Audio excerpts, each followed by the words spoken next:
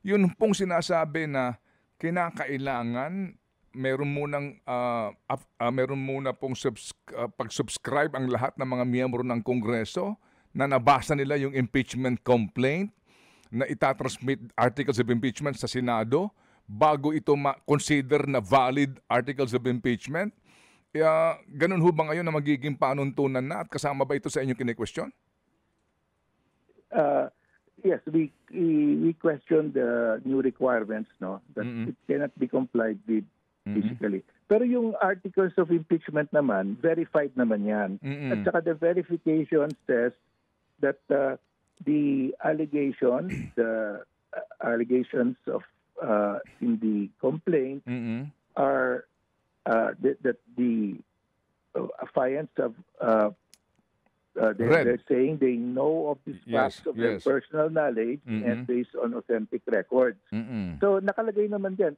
Pag sinabi na personal knowledge or based on authentic records, tama na yun. Yun ang ginagamit sa husgado. Lahat ng mga verification ganyan.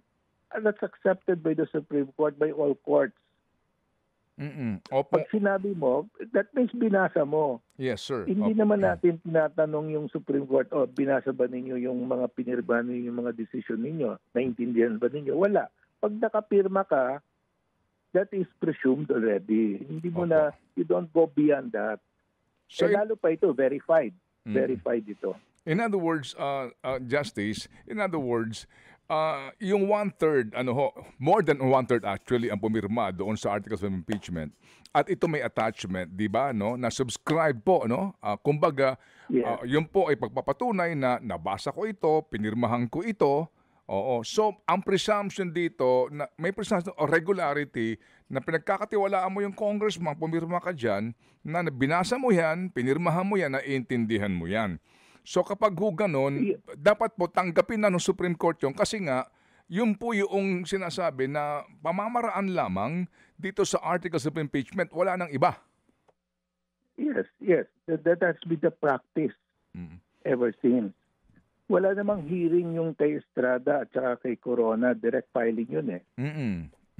Oo nga po. Wala namang hearing sa plenary. So that was the practice. Now, pag binago mo yan, you cannot retroact it. Dahil at that time, on February 5, 2025, when they approved the articles of impeachment in the House, wala pa namang requirement na ganyan eh. So you cannot possibly comply with it.